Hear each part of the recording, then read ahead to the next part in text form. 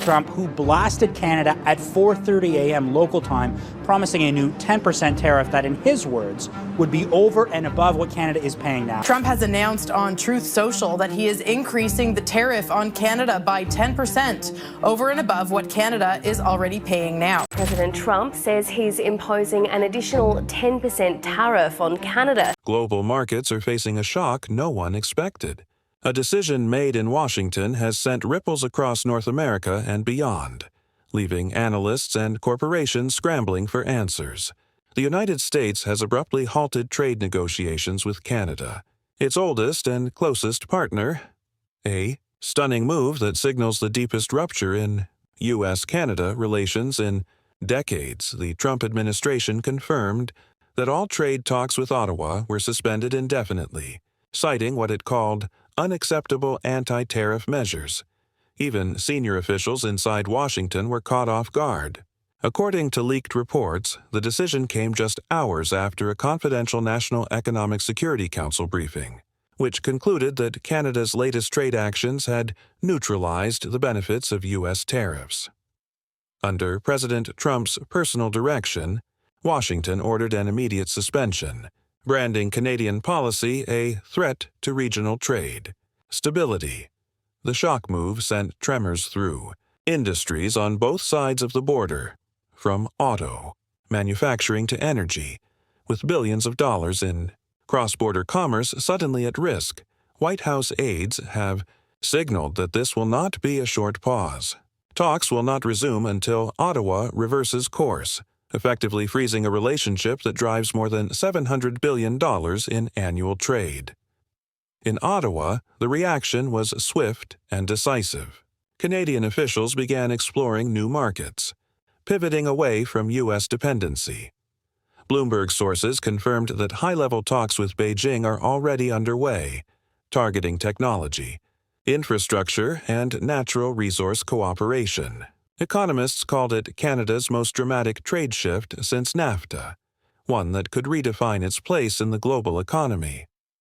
As news broke, Washington's anxiety deepened.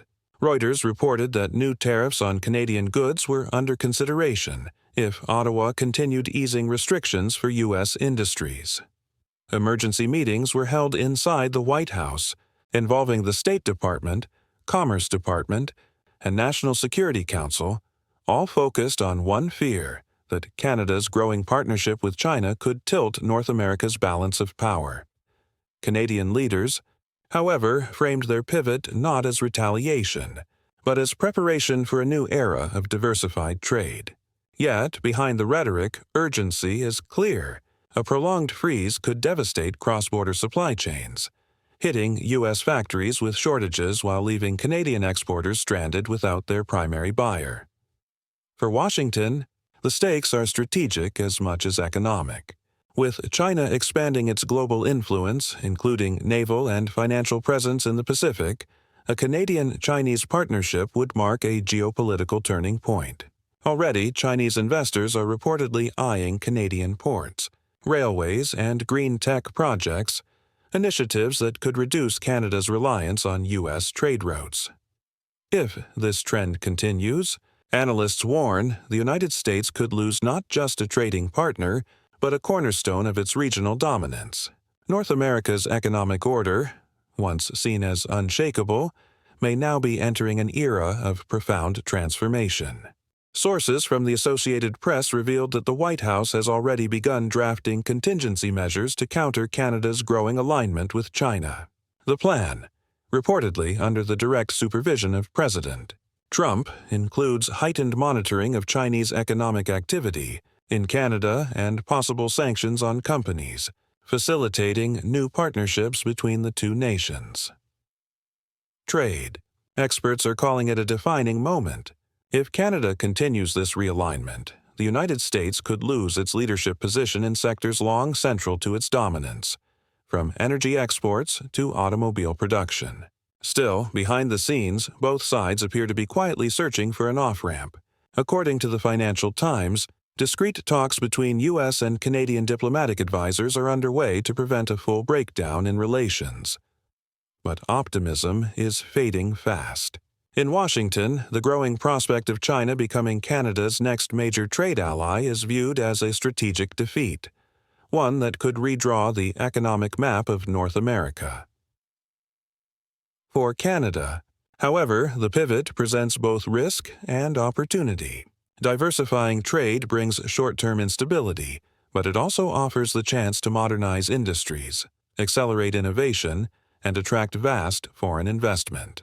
Economists argue that access to China's massive market could unlock financing for advanced manufacturing and infrastructure, while critics warn that such reliance could expose Ottawa to political pressure and sovereignty risks. Meanwhile, American corporations are feeling the shock. Companies that depend heavily on Canadian raw materials have begun emergency audits of their supply chains. Industry sources told Politico that many are now considering relocating production to Latin America or Southeast Asia, a costly shift that could lead to component shortages and price hikes for U.S. consumers. The ripple effects are already global. European and Asian markets have begun adjusting their logistics networks to prepare for new trade routes. Analysts at the Institute of International Finance predict longer delivery times and higher shipping costs for firms relying on Canadian intermediaries. The IMF echoed those concerns, warning that the shock could cascade through technology, finance, and resource sectors worldwide. For Washington, the implications are historic. Losing preferential access to Canadian exports could force the U.S. to rebuild key supply chains from scratch, raising production costs and weakening export capacity. More broadly, analysts fear that severing economic ties with Canada could accelerate a global trend, the rise of new economic corridors bypassing traditional American routes. In Ottawa, officials see this as a once-in-a-generation opening to reinvent the national economy. Think tanks argue that deeper ties with China, South Korea, and Japan could make Canada's manufacturing base more resilient and less vulnerable to political turmoil in Washington. But the U.S. now faces a dangerous dilemma. Pressuring Canada too hard risks pushing it further into Beijing's orbit, yet allowing it to diversify freely could permanently weaken America's negotiating power. Experts call it a test of strategic balance, whether the U.S. can defend its interests without isolating its allies. With global tensions rising and new trade blocs forming, the timing could not be more critical. Should Canada succeed in building its Pacific partnerships, it could establish a new trans-Pacific corridor linking North America to Asia, effectively reducing U.S. control over regional supply chains.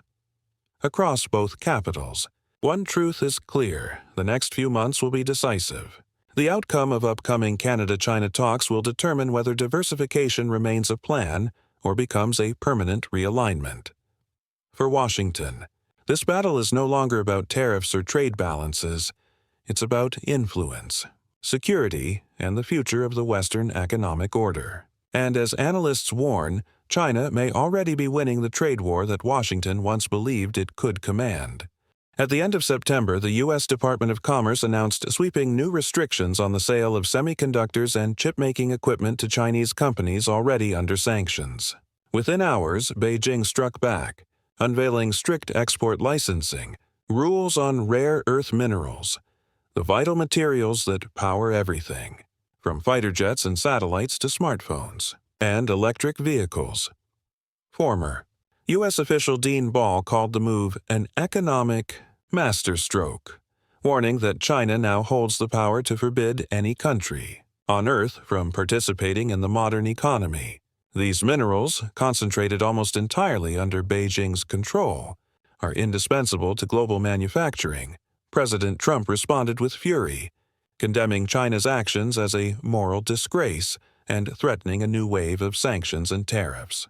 Analysts warn that if these threats materialize, the world could soon face a de facto trade embargo between the planet's two largest economies, a confrontation that could dwarf all previous trade conflicts. The escalating measures are seen as part of a tense lead-up to the long-delayed Trump-Xi summit in South Korea, now hanging by a thread.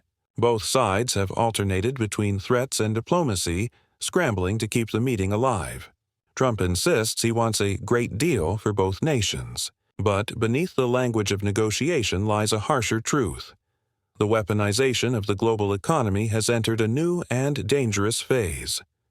For years, China has sought dominance in critical technologies, while the U.S. has wielded export bans and financial sanctions to protect its strategic edge. Now, Beijing is turning that same playbook against Washington, leveraging its grip on supply chains to exert global pressure. Economists say this marks the start of a two-way economic Cold War, where markets themselves become instruments of coercion.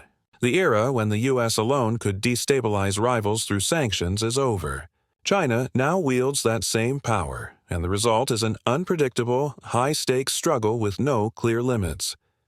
Despite efforts to restore dialogue, history offers little hope.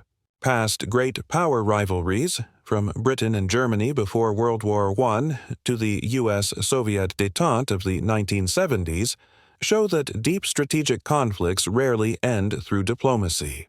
The underlying forces driving this rivalry, technological supremacy, Pacific influence, and control of global trade routes, are structural and accelerating. As talks stretch across London, Geneva, Stockholm, and Madrid, negotiators are trying to craft temporary truces, partial tariff suspensions, limited tech permissions, even discussions over TikTok's U.S. operations. Beijing's demands are clear: fewer export restrictions, reduced U.S. support for Taiwan, and relief from sanctions. Trump, meanwhile, has floated grander geopolitical bargains, suggesting Xi could help end the war in Ukraine by distancing from Moscow. Yet, behind the diplomatic theater, neither side is backing down. The coming summit, if it happens, may deliver headlines and photo ops, but it won't resolve the core issue.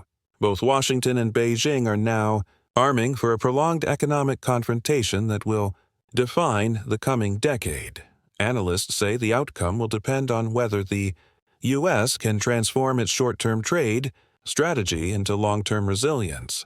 If Trump uses this crisis to strengthen America's strategic position and rebuild domestic capacity, stability may still be possible. But if he continues to believe that personal diplomacy alone can contain a rivalry of this magnitude, the result could be shocks far greater than anyone anticipates. Stay tuned. The battle for control of the global economy has just entered its most volatile phase.